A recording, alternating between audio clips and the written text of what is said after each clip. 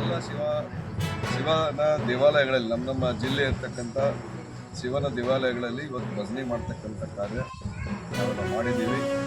ಮತ್ತು ನಮ್ಮ ಹಿಂದುತ್ವ ನಂಬರ್ತಕ್ಕಂಥ ಜನಮಾನವರಿಗೆ ಇನ್ನು ಗಟ್ಟಿಯಾಗಿ ಅದು ಮುಂದುವರಿಬೇಕು. ಆ ದಿಶೆಯೊಳಗೆ ನಮ್ಮ ನರೇಂದ್ರ ಮೋದಿಜಿಯವರು ಕೂಡ ಎಲ್ಲ ಹಿಂದೂ ದೇವಾಲಯಗಳನ್ನು ಜೀರ್ಣೋದ್ಧಾರ ಮಾಡಿದ್ದಾರೆ. ಸಾಕಷ್ಟು ಕೆಲಸ ಆಗಿದೆ.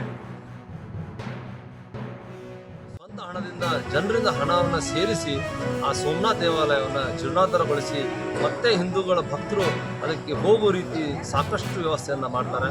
ಅಂದಿನ ದಿನವನ್ನು ಇವತ್ತಿಗೆ 75 ವರ್ಷಗಳಾಗುತ್ತೆ.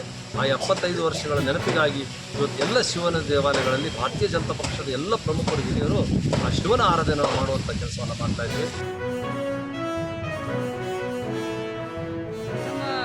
ರಾಷ್ಟ್ರಪತಿ ಆದಂಥ ರಾಜೇಂದ್ರ ಪ್ರಸಾದ್ ಅವರು ತಮ್ಮ ಶ್ರಮವನ್ನು ಹಾಕಿ ಅದು ಒಂದು ದೇವಸ್ಥಾನದ ಜೀರ್ಣೋದ್ಧಾರಕ್ಕೆ ಕಾರಣವಾಗಿದ್ದವರು. ಅದಕ್ಕೂ ಕೂಡ ಇವತ್ತಿಗೆ 75 ವರ್ಷ ಆಗಿದೆ. ಆ ಒಂದು ಸಂಭ್ರಮದ ಹಿನ್ನೆಲೆ ಭಜನೆ ಮಾಡಿ, ದೇವನಾಮ ಸ್ಮರಣ ಧ್ಯಾನ ಮಾಡಿ, ಪೂಜೆ ಸಲ್ಲಿಸಿ, ಮಂಗಳಾರತಿ ಮಾಡಿ ಆ ಒಂದು ಸಂಭ್ರಮದ ಆಚರಣೆಯನ್ನು ಇವತ್ತಿಲ್ಲೇ ಮಾಡಿದ್ದೀವಿ.